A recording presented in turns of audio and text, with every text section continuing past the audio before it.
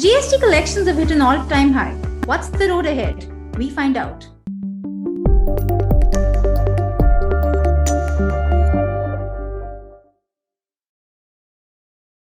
Welcome to TOI Business Bytes.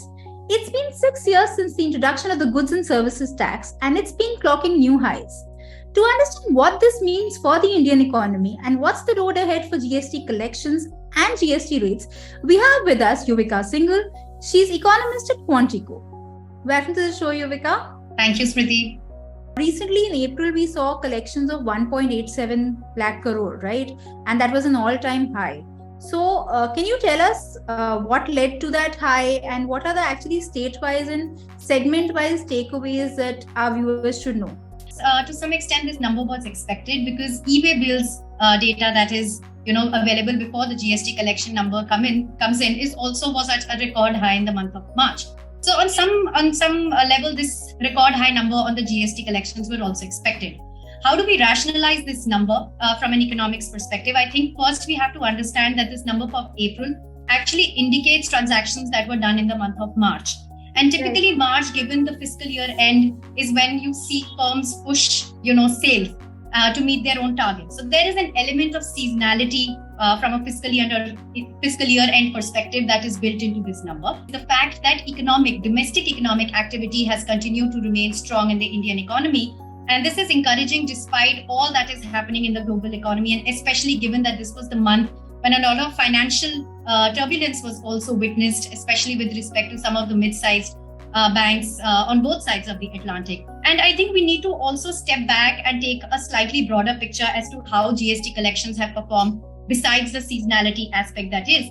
And we do find evidence that on year-on-year basis, we have seen GST collections improve. So from about a lakh of average monthly collections in FY21, we saw collections improved to about 1.25 in FY22 and about 1.5 lakh crores in FY23. So systematically, year after year, collections have improved. But there is also another factor which remains underappreciated, and that is the improvement in compliance also that we have seen that has catapulted GST collections in general in the economy. And I think both these factors are extremely important if you take the big picture as far as GST collections growth are concerned in the economy in the last 2 to 3 years. But on a granular basis, we see that the trends between FY22 and FY23 was somewhat little divergent. In FY23, we saw a faster pace of growth in central GST and state GST collections, whereas it was the IGST collections which were slightly on a slower track.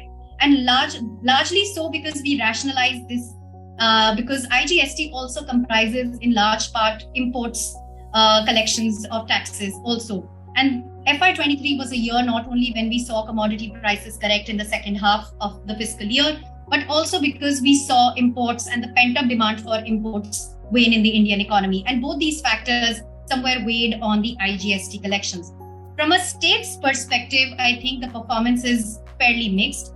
Although I would say among the key states that we look at, most of the states have either been able to improve the pace of growth or have been able to retain the pace of growth between FY22 and FY23. That is encouraging. We only find a handful of states which actually saw a decline in the pace of growth of the average monthly GST collections between FY22 and FY23. So overall, I think there is a very positive story as far as GST collections are concerned over the last 2 to 3 years, not just the April number, but I think the on-trend growth enthuses a lot of confidence in the Indian economy. Okay, and what is the road ahead? Do you see tax collections hitting new highs in the coming months? And is there a minimum number that you expect, that is independent of the seasonality, month on month, that you think that we will continue to clock? Honestly speaking, I think it's early days yet to be able to say with strong conviction as to what the annual number or for that matter, even the monthly pace would be. One, the fact that the April collections, like I said, had a lot of seasonality built into them. So the next number that we'll see for the month of May will be a much more normalized number. And this will actually somewhere be like a starting point or the base for FY24. Second, I think we have to bear in mind that this year growth, and that is real GDP growth, is likely to be slower. So compared to a 7% growth or nearby that we saw in FY23, in our own estimate, FY24 growth is likely to be somewhere close to about 6%. On top of that, inflation, CPI inflation is likely to moderate by almost 150 basis points in our assessment. So from about 6.7% in FY23 to about 5.3% in FY24. And on top of that, WPI inflation, which is the producer side or the input cost inflation, is also likely to be very, very subdued in the range of 1 to 2% on an average in FY24 compared to a double-digit near 10% inflation rate in FY23. What this would essentially mean, that is the real GDP growth plus the inflation, is that your nominal GDP growth will be somewhere in the vicinity of 10% in FY24 compared to a very strong number of 16% growth in FY23. And essentially, most of the tax collections, not just indirect and GST, but even direct tax collections in the economy are very closely pegged to what is happening on the nominal GST or the nominal GDP front. And there is bound to be the slowdown, some kind of a moderation that could possibly build into GST numbers as well. Though having said so, I think there is the aspect of compliance continuing to improve and probably coming in as an offsetting factor to the moderation in economic activity that we see, which could weigh on GST collections. So to sum it up, I think the GST collections would continue to grow at a healthy pace in FY24, but probably not be able to replicate the 20% growth that we saw in the last 2 years of FY22-23. So probably we'll have to contend with a slightly lower pace of expansion in FY24. Okay, you spoke of compliance being a very important factor. So what is it that the government is doing right on that front, and what more needs to be done? How do we plug in evasion? How do we check that going ahead? I think I would give credit to the government and the GST Council for that fact, that they have been extremely progressive in their scope towards the entire GST regime. So not only have we seen measures to plug loopholes as far as tax evasion is concerned, but there is a very strong crackdown on, say, something like fake bills. Also, there has been rate rationalization. So rationalizing rates becomes very important because the minute you rationalize rates, the compliance becomes easier for a lot of sectors. Also, when you correct or you rationalize rates, you also correct inverted duty structures in some of the sectors. So it becomes somewhat more profitable for some of the sectors to pay taxes and to comply to GST. So I think it's not just tax loopholes, but making the entire system somewhat more acceptable. Keep looking at rates, have a feedback loop, see where things are not working well. And I think the GST Council has done that extremely well in the last few years. I think where there is further scope or there remains scope of improvement, if I could say so, is probably more at the state level. We have to understand that states over the last 5 years were somewhat very cushioned because they were guaranteed these 14% growth in tax revenues by the compensation mechanism that was put in place at the time when the GST was constituted. Now this compensation mechanism came to an end last year in June 22. So no longer states have that comfort. Now I think the baton passes on to the states to become as much as active as the center has been to evade loopholes, to make sure there is no tax evasion, to plug those loopholes. It's been almost 6 years since GST was introduced. So how does India's GST mechanism and systems compare to those in the most developed economies in the world?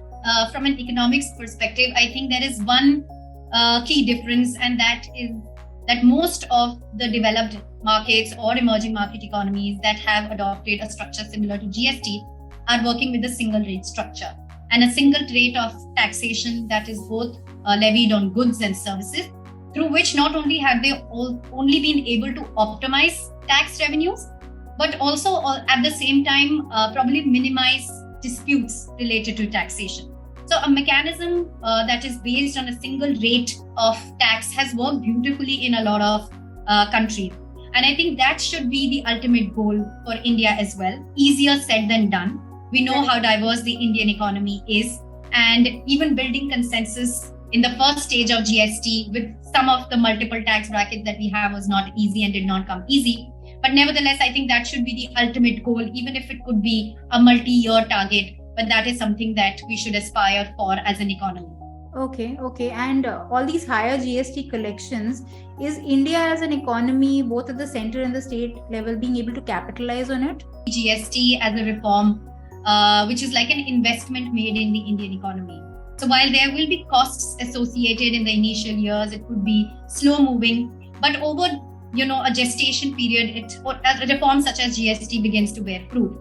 And like I said, we are probably close to that point where the GST regime is stabilizing. It has started to bear fruit. In some sense, we are looking at a year-on-year improvement in GST collections.